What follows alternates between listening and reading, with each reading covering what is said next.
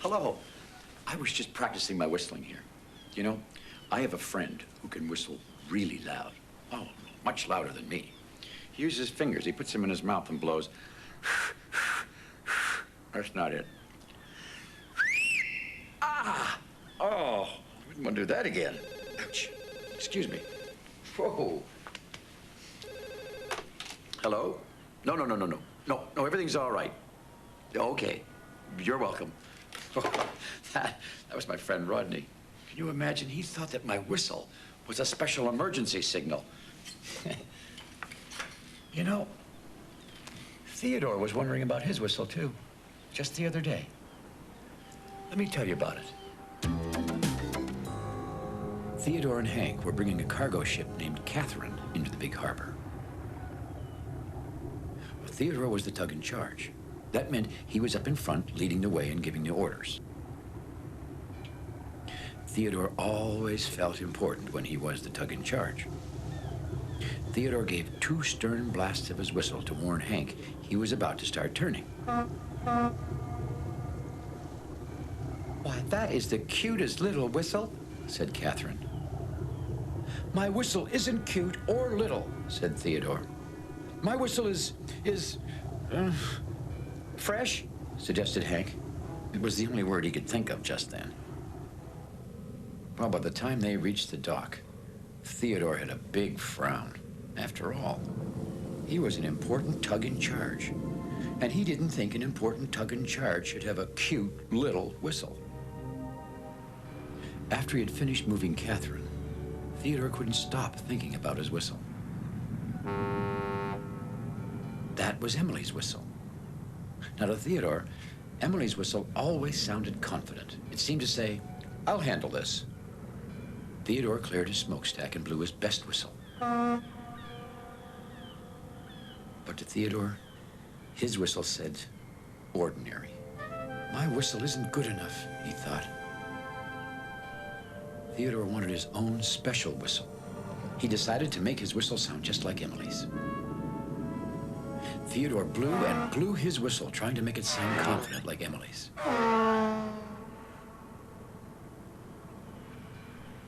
What do you think? He said. Well, Emily wondered why Theodore was making that strange sound. I think you should go to the repair yards, she said. There may be something stuck in your smokestack. Not long after, Theodore spied Foduck passing by on his harbor safety patrol. Foduck whistled to let everyone know he was on the job. To Theodore, Foduck's whistle sounded very serious. It said, I'm doing important things. Theodore decided that maybe his whistle should sound like Foduck's. Theodore blew and blew, trying to make his whistle sound serious and important. Bat! Cried Foduck. It sounds like there's a giant bat in the harbor. I better warn everyone.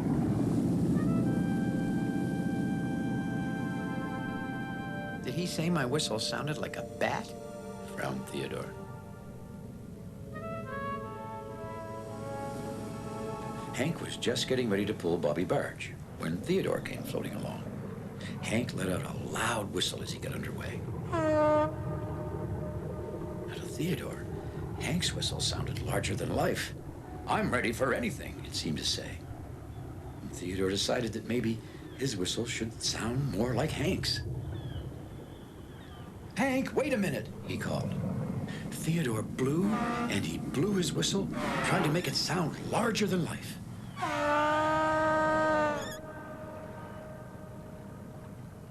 Well, asked Theodore, after he had finished whistling for Hank, what do you think of my new whistle? Is it bigger or just better? Hank looked blank. But then, seeing how discouraged Theodore looked, he said, it's bigger and better. It's bitter. No, it's butter. It sounds fresh.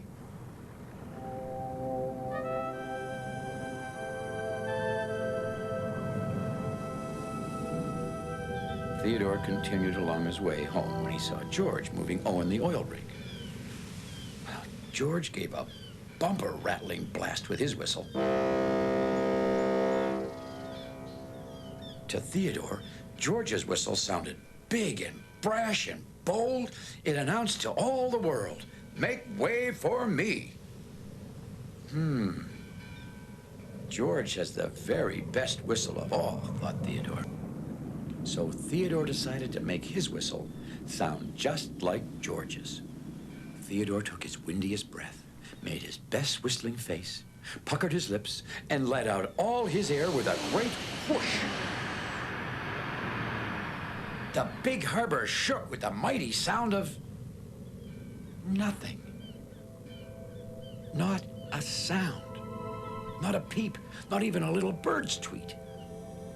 Theodore had worn out his whistle. That afternoon, the tugboats were gathered at the great ocean dock. The dispatcher was about to make a surprise announcement. "Tugboats," the dispatcher began, "this afternoon, a very special guest is arriving in our harbor. The great ocean liner, the Queen Stephanie." The tugs were thrilled to hear this. The Queen Stephanie was the grandest ocean liner in the world. She visited the harbor every now and then. And when she did, it was always a special event. "Everyone shipshape?" asked the dispatcher. The tugs all whistled, "Yes, sir," one by one.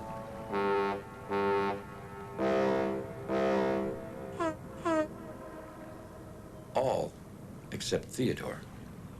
"Theodore," said the dispatcher, "all shipshape?"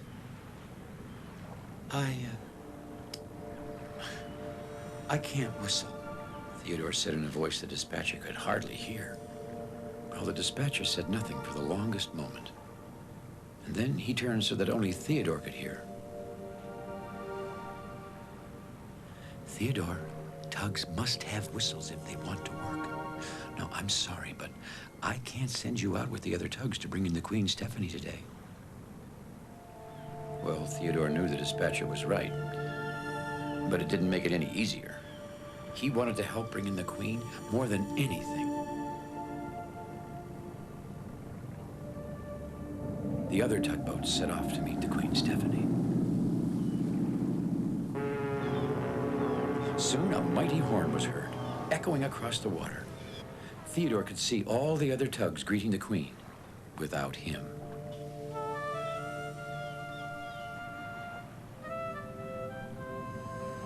"It all started because I didn't like my whistle," Theodore thought sadly. "And now I don't have any whistle at all."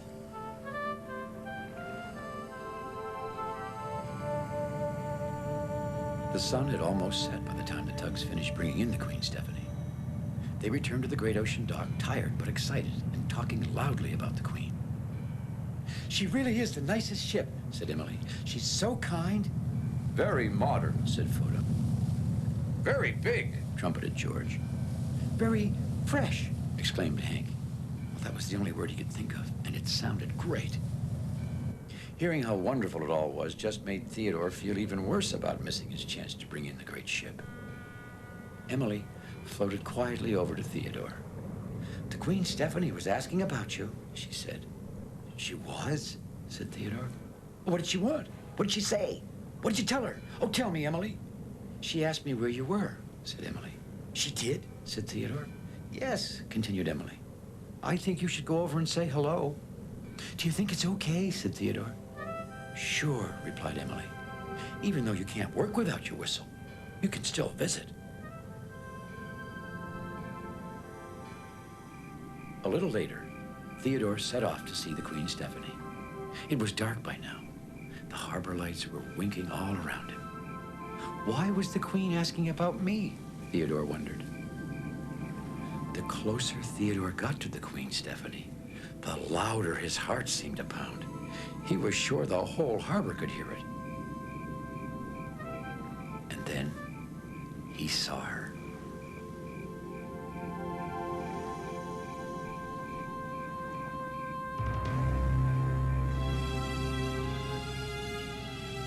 Theodore couldn't help but gasp out loud.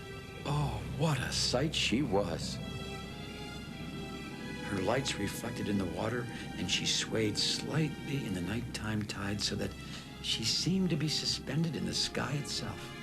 To Theodore, oh, she looked like a great floating palace.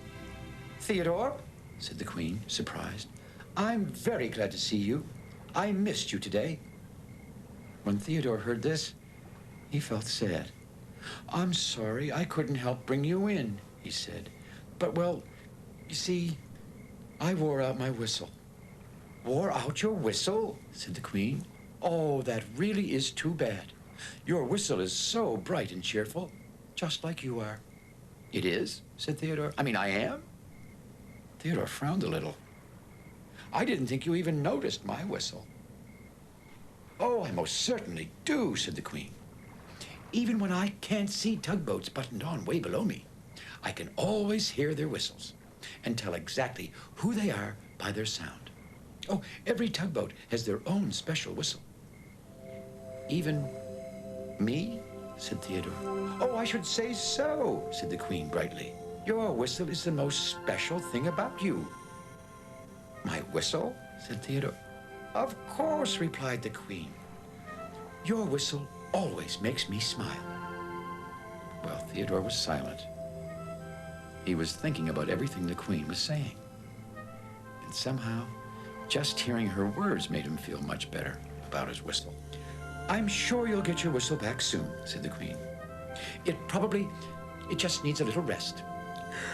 Oh, and so do I, she yawned. It's getting late. Good night, Theodore. Good night, said Theodore. Theodore headed home, taking his time. It had seemed like a magical night, and he didn't want it to end just yet. The Queen, Stephanie, really was the nicest ship. It seemed she always knew just the right thing to say. Had she really said that his whistle was bright and cheerful and that it made her smile? I guess my whistle is special, Theodore thought. The night was clear and starry, and there was a gentle tang of salt sea air in the breeze. And Theodore felt happy. Then softly, so softly, he took a breath and let out a small, sweet, wonderful whistle. His good old Theodore whistle. And he just had to smile. I can always hear the tugboat's whistles from up here in my office. And you know something? Theodore's whistle always makes me smile, too. Well, all the tug's whistles do. Now, I was working on my own whistle, wasn't I? Well, it's loud, but, well, I like my own whistle just the way it is. Thank you very much. See, it may not be as loud as some other whistles, but it sounds like it belongs to yours truly, the harbor master. And that's good enough for me. Well, thanks for visiting us here in the big harbor, and we'll see you all again next time. Bye-bye. Theodore, he's a tugboat and a friendly tugboat too. A friendly tugboat too. Oh, Theodore likes to do the things that friendly tugboats do. Pushing and a pulling in the great big harbor, in the great big world is so much fun. So many brand new things to discover. Waking with the sun, gotta get the job done. Oh, Theodore and Emily, Voda, Hank and George and the harbor master too.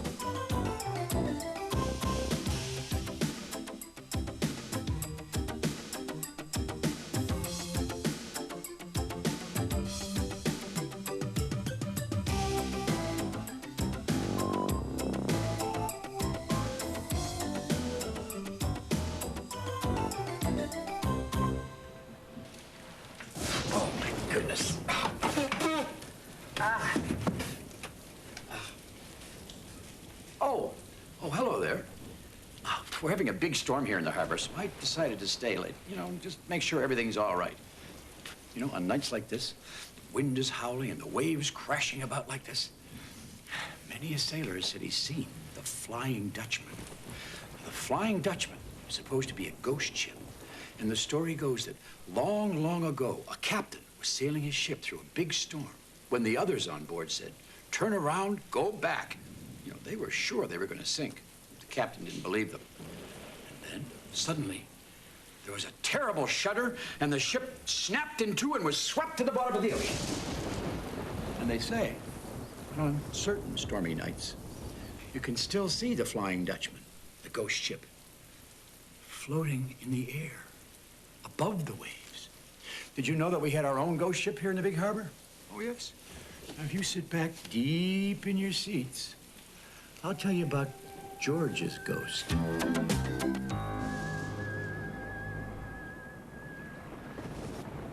Rough weather was blowing up and down the coast, and a blanket of thick fog hung over the harbor.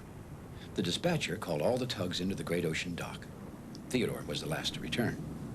He had a very strange look on his face. "Is something the matter, Theodore?" asked Emily. "I think," said Theodore, catching his breath, "I think I saw a ghost." "A ghost?" said Foduck. "What did he look like?" asked Hank. "Tell us, Theodore." "I didn't really see it that well," explained Theodore. "It was out near Shipwreck Rock. I saw a small ship. That is, it looked like a ship, only it was a ghost." "Well, how did you know it was a ghost?" said Hank. "It made a strange sound," said Theodore. "Ding, ding." Hank was so startled he bumped right into George. "I could see right through it," said Theodore. "And it was floating in the air above the water." "There are no such things as ghosts," snorted George. "You probably just saw a big wave from the storm." When the other tugs heard that, they were very relieved. "George is right," said Foduck. "It was just a big wave." "George is always right," added Hank. George felt good. It felt good being the tug who was always right. But Theodore was still upset. "I did see a ghost ship," he said quietly. "I know I did." Just then, the dispatcher turned to George and said, "George, I have reports the storm has blown trees into the water near Shipwreck Rock. That could be dangerous for ships. Please proceed there immediately, then report back to me."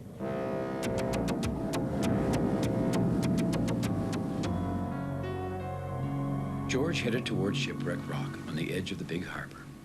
He was going along slowly, checking for trees in the water. It grew very quiet, except for the sound of the distant foghorn on Willie's Island.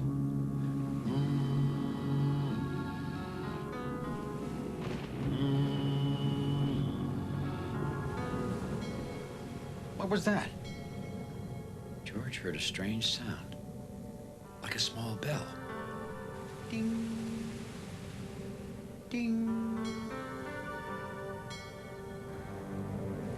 He floated a little closer. It was a small ship, but not like any ship he had ever seen before. Its mast was cracked and crooked, and its hull was rotten and rusty. George thought he could see right through it. But the strangest thing of all was that the ship seemed to be floating in the air above the water. And it seemed to be calling to him. "Ghost!" cried George. "Ghost!" And he turned and headed for home as fast as his engine would take him. The dispatcher wanted to send the tugs out to work again, but he was waiting to hear from George to see if the harbor was safe and clear of dangerous trees. George hurried towards the dock, looking very worried.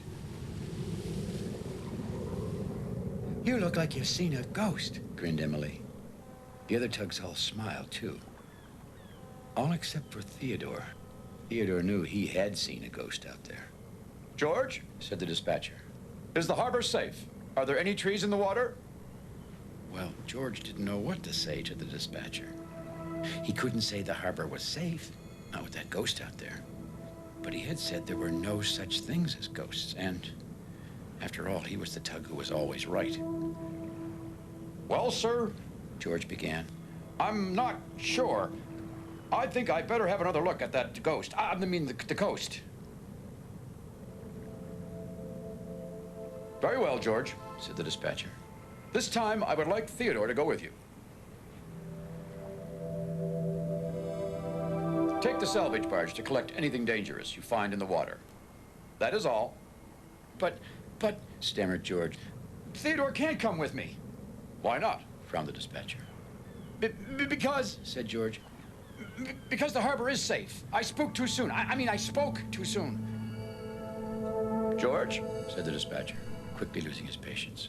First, you said you weren't sure if it was safe, and now you say it is. You will leave immediately with Theodore and not waste any more time. That is all.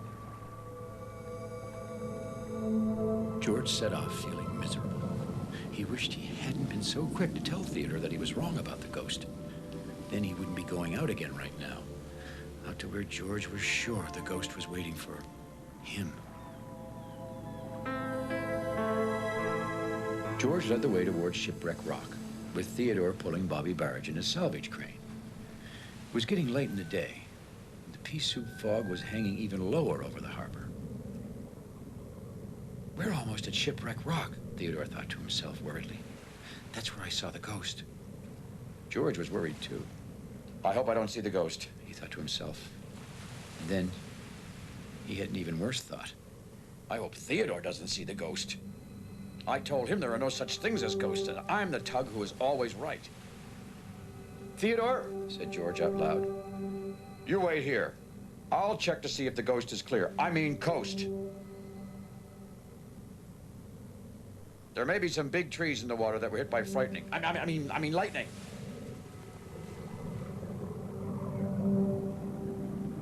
George headed towards Shipwreck Rock. But as soon as he was out of sight of Theodore, George stopped his engine and just floated silently, listening. Foghorn? Seagull? Waves in the rocks. George was naming all the sounds he heard, all the good old familiar, not a ghost sounds. Meanwhile, Theodore floated along by himself, naming all the things he saw, all the good old, familiar, not a ghost things. Shadows, dock, a scary rock. Another foghorn, Said George. boat whistle, ghost. Ghost! Shouted George. That strange sound belonged to the ghost. George raced to where he had left Theodore. Theodore was nowhere to be found. Then George had a terrible thought. Maybe Theodore saw the ghost. Or maybe the ghost saw Theodore. Suddenly something bumped right into him. Oh! Cried George. Then he saw it was Theodore. Where were you? Asked George. I was worried about the ghost, Admitted Theodore. I did see one, even if you don't believe me. Well, I've inspected everything, Frowned George. and the ghost is clear. I mean, the coast. What was that? Said Theodore. There was that strange sound again. Ding. Ding. And it was much closer now. The tugs realized with a shudder they were almost at Shipwreck Rock. Theodore, Said George, looking very unhappy. I have something to tell you. And then, again, there was the strange sound. It was very close now, and it seemed to be calling them. What were you going to tell me? Whispered Theodore. Tell you? Said George. You had something to tell me? Repeated Theodore. Ghost! Cried George. Ghost! Cried Theodore. Come on, Theodore! Just then they heard Theodore! Theodore! the ghost was calling Theodore.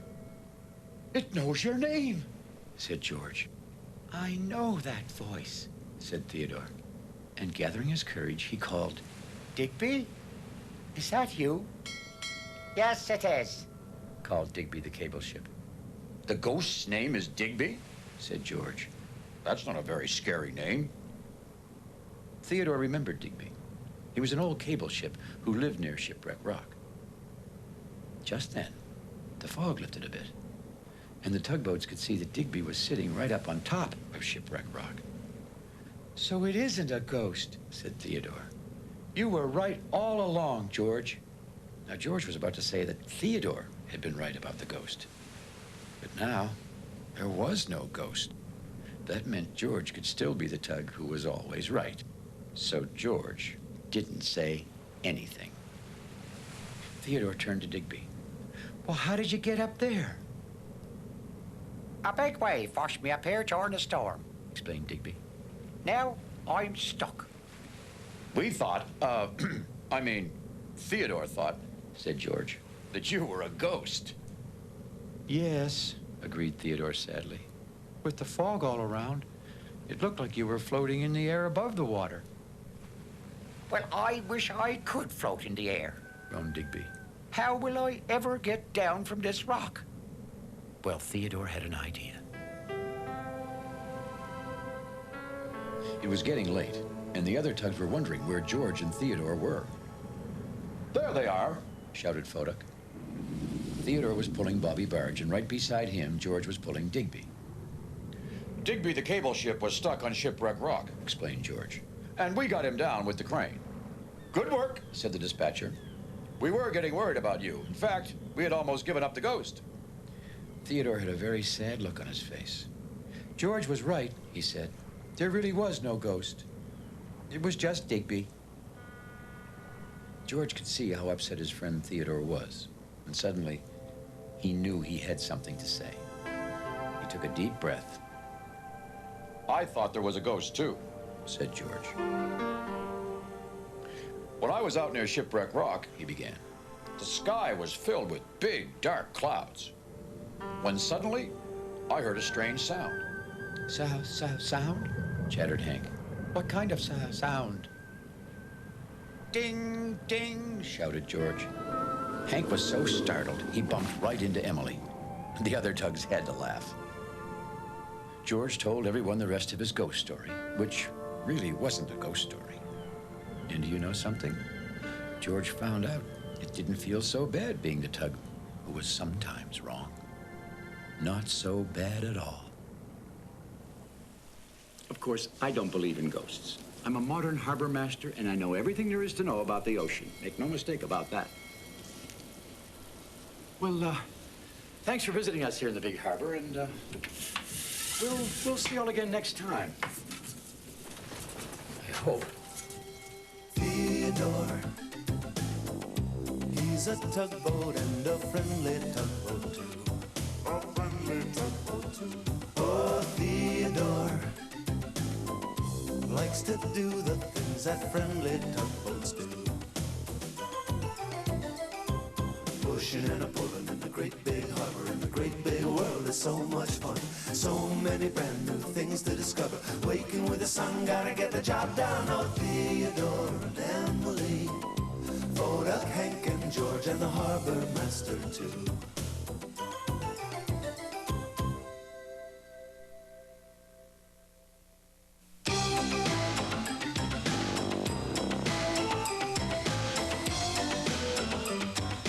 We hope you enjoyed your Theodore Tugboat stories. Theodore Tugboat and his many floating friends present playful stories and positive values for young children. Collect the complete Theodore Tugboat home video series wherever quality family entertainment is sold.